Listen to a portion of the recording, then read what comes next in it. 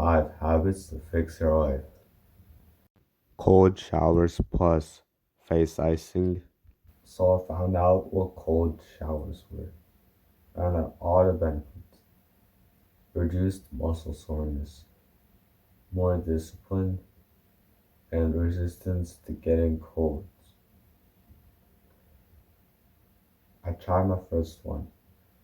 I turned the knob just a little bit colder than I usually do. It stepped in for 5 seconds. And I don't even step in fully right away. I can't go like in a weird way. I repeat this every day, gradually getting a bit colder and colder, and making my goal by the end of the school year to make it the coldest water possible. And I get like in a rut, I get stuck at the same level for some time until one day I go like, you know what, how bad can it be? And I push it all the way down. And I make it. And now every day I shower with the coldest water.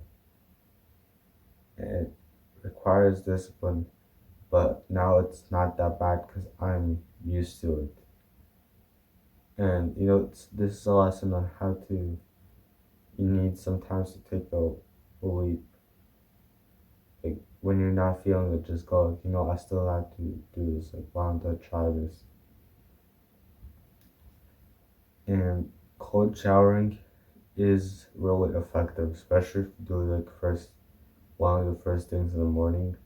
So my routine is I wake up, brush my teeth,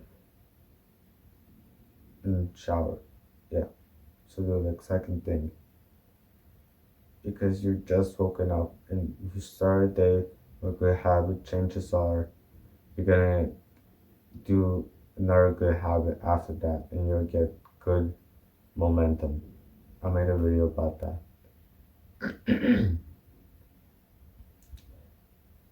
Yeah, cold showers are really good for discipline. And another thing about them is like, since you're doing a hard thing, the thing after you do the cold shower is gonna feel less hard because you already did one hard thing, which is really useful. And I also made a shirt on face icing, so link in the description. Meditation. When I first started taking action, one of my first habits I started doing on my task list was meditating. At first, I was motivated to meditate. It was hard, but it was nice. After a couple of days of meditating, I noticed some of the benefits. And it's because I was somewhat motivated to meditate that I started meditating 3 days, 3 times a day for 20 minutes. I was so motivated because I read through all the benefits of increasing your focus, your attention span, how you're supposed to be like getting better at everything and you're gonna get happier. And this did happen.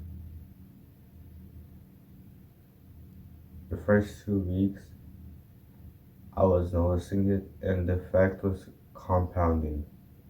So every day it was more and more. And meditating is basically when you sit down, close your eyes, and you concentrate on your breath or one particular sense, and you like try to think only about that, and eventually you're gonna start thinking about like something else, like some random memory or some problem that you're having or something.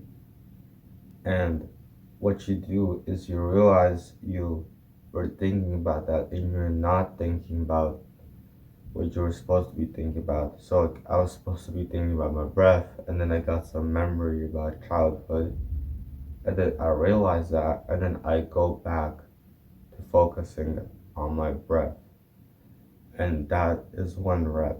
So in your time set, you're supposed to try to do as many reps as you can. If you're not as motivated as me, which you probably aren't, you should start with only like 5 minutes, just to like start the habit. Because like with every habit, it's best to start small and build up with progressive overload. And meditation is worth it. It increases your presence, which basically means you are more in the zone. Like you exist in the present world more like mentally. Because you know how like when you're in class and you're like physically there but mentally you're like not, you're thinking about something else.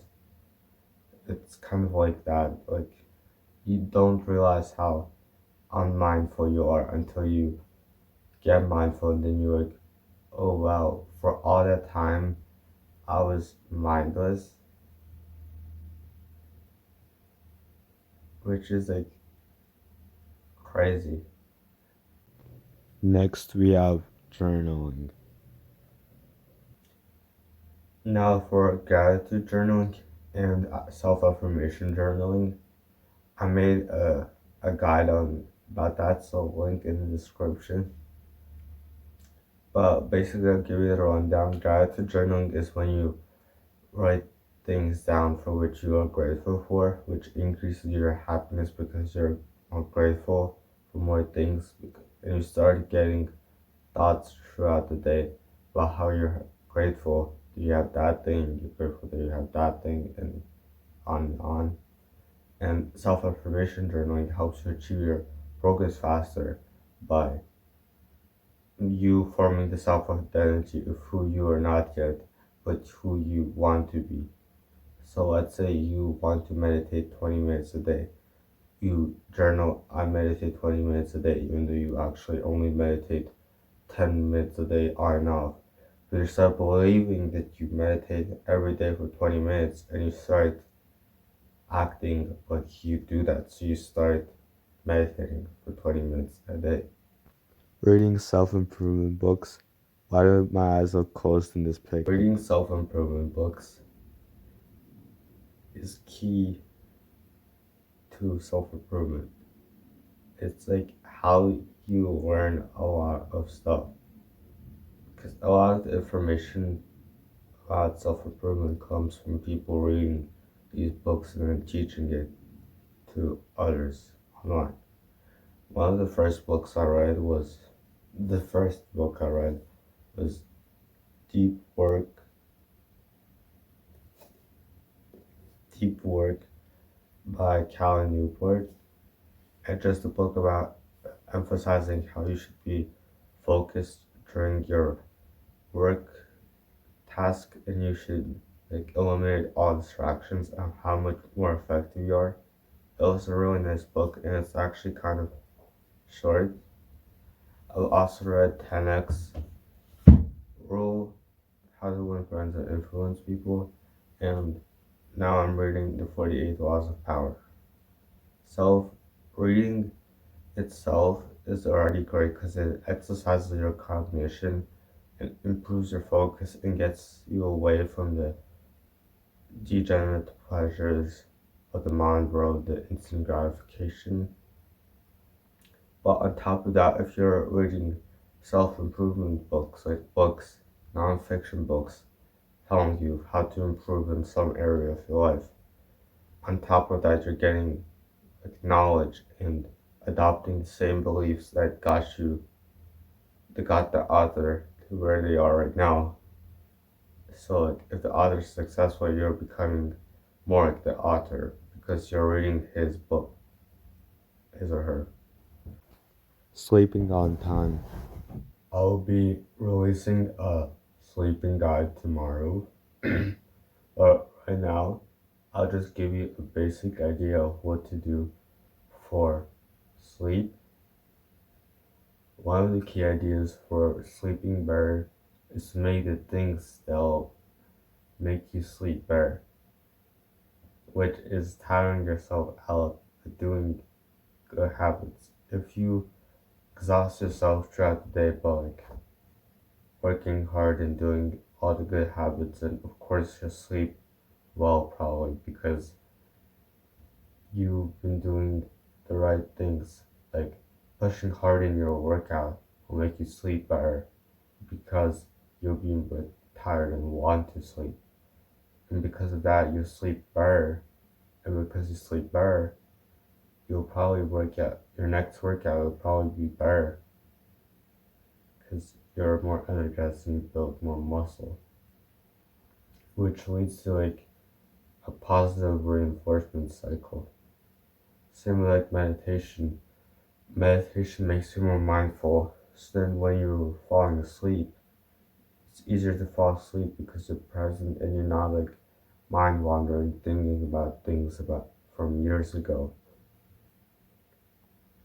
which makes you sleep better.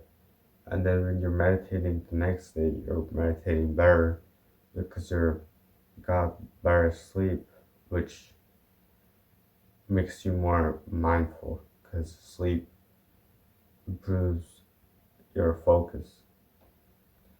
And also with sleep, another very important thing is maintaining a consistent sleep schedule. This is very important, I emphasize. Of course, it's said everywhere that having a good circadian rhythm is excellent for sleep, and it is. In the summer, I always mess up my sleep schedule and go to sleep way later and wake up way later than I should, and like at like random times, I don't have any alarms, and then my sleep is horrible. But when I have school, and even right now during spring break, my sleep is better because I'm waking up consistently at 6 and going to sleep consistently at 10.